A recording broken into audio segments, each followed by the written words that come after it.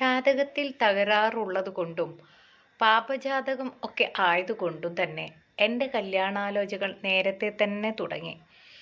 അങ്ങനെ 25-ാം വയസ്സിനും 26-ാം വയസ്സിനും ഇടയിൽ എൻ്റെ കല്യാണം കഴിഞ്ഞു. സ്കൂളിലോ കോളേജിലോ പഠിക്കുമ്പോൾ പോലും ഒരു പറയത്തക്ക ഞെക്കലോ പിടിക്കലോ നടത്താവുന്ന ടൈപ്പ് പ്രണയം പോലും എനിക്കുണ്ടായിരുന്നില്ല. അങ്ങനെ നല്ല കുട്ടിയായിരുന്നു ഞാൻ. അതുകൊണ്ട് തന്നെ കല്യാണം കഴിഞ്ഞപ്പോൾ വളരെ ഹാപ്പിയായി ഞങ്ങൾ.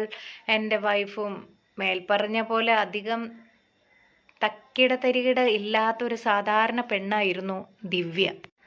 ഒരു മീഡിയം നൈസ് റിച്ച് ഫാമിലി ആയിരുന്നു എന്ന് മാത്രം. അത് എൻ്റെ ഫാമിലിയും വലിയ കുഴപ്പമൊന്നുമില്ലായിരുന്നു. അങ്ങനെ ഞങ്ങളുടെ കല്യാണം കഴിഞ്ഞു, ഒരു കൊച്ചുമായി, എല്ലാം ഹാപ്പി. അങ്ങനെ ഒരു 2 വർഷം കൂടി കടന്നുപോയി. എനിക്ക് വയസ്സ് 28ആയി. ഇനി എന്നെ പറ്റി പറയുകയാണെങ്കിൽ ഒരു 5 അടി 8 ഇഞ്ച് വരെ മീഡിയം. ഇടയ്ക്ക് ഒരു ജിമ്മിലൊക്കെ പോകാറുണ്ട്. പക്ഷേ ബോഡി ബിൽഡർ ഒടുക്കത്തെ കട്ടയൊന്നും അല്ല കേട്ടോ. ഇനി കഥയുടെ പ്രധാനപ്പെട്ട കഥാപാത്രത്തിലേക്ക് വരാം. എൻ്റെ മദർ ഇൻ ലോ ഭാനുമതി, പുള്ളിക്കാരി ഒരു വളരെ സിമ്പിൾ, ശരിക്കും സ്ട്രെയിറ്റ് ഫോർവേഡ് വീട്ടമ്മയാണ്. നല്ല ഒരു വീട്ടുകാരി. കല്യാണം കഴിഞ്ഞ് ആദ്യ 2 വർഷം ഒന്നും എനിക്ക് അമ്മായിയമ്മയോട് ഒരു പ്രത്യേക കൗതുകമൊന്നും തോന്നിയിരുന്നില്ല. കാരണം ആദ്യമായി ഒരു പെണ്ണിനെ കെട്ടിയ ത്രില്ലിൽ ഞാൻ വേറെ ഒന്നും നോക്കിയില്ലായിരുന്നു. അതിൽ തന്നെ വേണ്ട എക്സൈറ്റ്മെൻറ്റ് ഉണ്ടായിരുന്നത് കൊണ്ട് വേറെ ഒന്നും കാര്യമായിട്ട് ഞാൻ ചിന്തിച്ചിരുന്നില്ല. പക്ഷെ 2 കൊല്ലം കഴിഞ്ഞു, ഒരു കൊച്ചും കൂടി ആയപ്പോൾ നമുക്ക് ഒന്നും കൂടി ആഗ്രഹങ്ങളൊക്കെ മാറാമല്ലോ. അങ്ങനെ ഒരു ആൻറ്റി ലവറൊന്നുമില്ല ഞാൻ. പക്ഷേ കഷ്ടിച്ച് അവരെ കാണാൻ ഒരു 52 വയസ്സുണ്ട്. അമ്മായിയമ്മയെ കാണുമ്പോൾ ഒരു വല്ലാത്ത സന്തോഷം, അതായത് വീണ്ടും വീണ്ടും കാണാൻ ഒരു താല്പര്യം ഉള്ളിൽ ശരിക്കും പറഞ്ഞാൽ തോന്നി തുടങ്ങി. പിന്നെ ആദ്യത്തെ 1-2 വർഷം നമ്മളുടെ അടുത്ത് ഫോർമാലിറ്റി ഒക്കെ ഉള്ളത് കൊണ്ടോ തന്നെ ഡ്രസ്സിങ് ഒക്കെ കെയർഫുൾ ആവും. പക്ഷെ പിന്നീട് അങ്ങോട്ടും ഇങ്ങോട്ടും സ്വാതന്ത്ര്യം കൂടുമ്പോൾ അല്പസ്വല്പം ഫ്രീ ആകുമല്ലോ. അങ്ങനെ ഫ്രീ ആയപ്പോൾ അല്പ സീനുകളൊക്കെ എനിക്ക് കിട്ടി തുടങ്ങിയേ. അങ്ങനെയാണ് ഞാൻ ശരിക്കും അമ്മായിയമ്മയെ ശരിക്കും പറഞ്ഞാൽ ശ്രദ്ധിച്ചു തുടങ്ങിയത്. അധികം ഉയരമില്ല അവർക്ക്, ഒരു 5'1" കാണാനുള്ളൂ. അതുകൊണ്ട് തന്നെ മൊത്തത്തിൽ ഉരുണ്ട ശരീരം ആയതുകൊണ്ട് കയ്യിലിരിക്കുന്ന മാമ്പഴക്കൂട്ടോ ചരുവോ ഒക്കെ നല്ല റൗണ്ടിലാണ്. ഒന്നും കൂടി സിമ്പിളായി പറഞ്ഞാൽ പഴയ സിനിമകളിലെ ജയഭാരതി ലൈൻ മുഖവും ഏറെക്കുറെ അതുപോലെ തന്നെ ഉണ്ട്. റൗണ്ട് ഫേസും കണ്ണടച്ചു പോകുന്ന കളറാണ് അവർക്ക്. ശരിക്കും പറഞ്ഞാൽ ഗോതമ്പ് നിറം. ആ പ്രായത്തിൽ സാമാന്യം നല്ല ഉള്ള ഒരു ഇടതൂർന്ന തലമുടി, പഴയ സിനിമാ നടി ഖുഷ്ബുവിൻ്റെ പോലത്തെ മുഖം.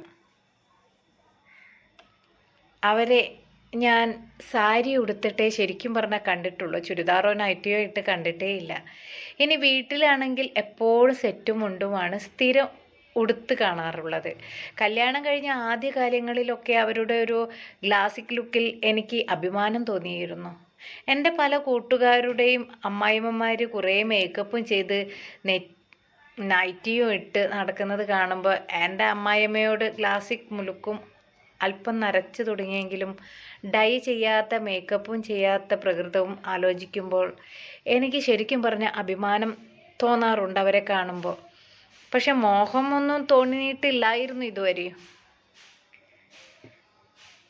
പക്ഷെ പിന്നെ ഞാൻ ഈ പറഞ്ഞ പോലെ എനിക്കൊരു 28 വയസ്സായി കഴിഞ്ഞപ്പോഴേക്കും എൻ്റെ കാഴ്ചപ്പാടൊക്കെ പൊതുവെ മാറി തുടങ്ങി.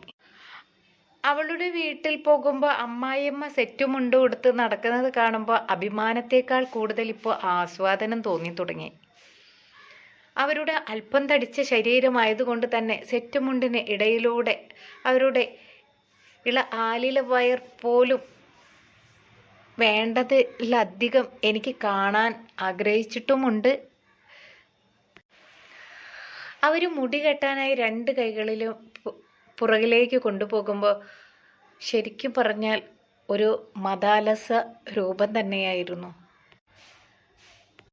അങ്ങനെയൊക്കെ നിൽക്കുമ്പോഴൊക്കെ എനിക്ക് ശരിക്കും അവരെ കാണുമ്പോൾ ഒരു തരിപ്പ് തോന്നി തുടങ്ങി. അടുക്കളയിലൊക്കെ അവർ പുറംതിരിഞ്ഞ് നിൽക്കുമ്പോൾ സെറ്റുമുണ്ടിനും ജാക്കറ്റിനും ഇടയിൽ പുറം കാണുമ്പോൾ വയറിന് രണ്ട് വശത്തെയും ഒതുങ്ങിയ ഭാഗമാണെങ്കിലും ഫാറ്റ് ഉള്ളതുകൊണ്ട് കാണുന്ന ആ മടക്കില്ലേ, ഔ! സിങ്കിലേക്ക് പുറംതിരിഞ്ഞ് നിന്ന് പാത്രം ഉരച്ച് കഴുകുമ്പോൾ അവരുടെ കയ്യിലുള്ള ചരവും കൂടി കുലുങ്ങുന്നത് ഞാൻ കണ്ടാസ്വദിച്ചിരുന്നു. ഫാദർ ഇൻ ലോ ആണെങ്കിൽ സാമാന്യം നല്ല പണമുണ്ടാക്കിയ ബിസിനസ്സുകാരനാണ്. അങ്ങനെ വീട്ടിൽ ഉണ്ടാകാത്തതും ഉള്ളതും ഒക്കെ ഒരുപോലെയാണ്. അതുകൊണ്ട് തന്നെ രണ്ടു പേരുടെ ഇടയിലും ഒരു ചെറിയ ഗ്യാപ്പുണ്ട് എന്നത് എൻ്റെ മനസ്സിൽ എന്തൊക്കെയോ പ്രതീക്ഷകളും നൽകി. പണ്ടൊക്കെ ഭാര്യ വീട്ടിൽ ഒരു ദിവസം തികച്ചു നിൽക്കാത്ത ഞാൻ പിന്നെ സമയം കിട്ടുമ്പോഴും സമയം ഉണ്ടാക്കിയൊക്കെ അവിടെ അവളുടെ കൂടെ പോകാൻ, പിന്നെ അവിടെ നിന്നു തുടങ്ങുകയും ചെയ്തു. രാവിലത്തെ സമയമാണ് എനിക്ക് ഏറ്റവും ഇഷ്ടം.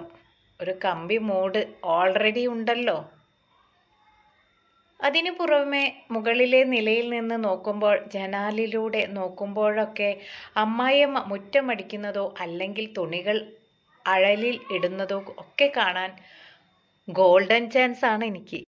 അങ്ങനെ അവരെ കിട്ടുന്ന എല്ലാ ചാൻസിലേക്കും സാഗുതം ഞാൻ വാച്ച് ചെയ്യാൻ തുടങ്ങിയപ്പോഴാണ് വേറെ ഒരു സീൻ കിട്ടിയത് എനിക്ക്.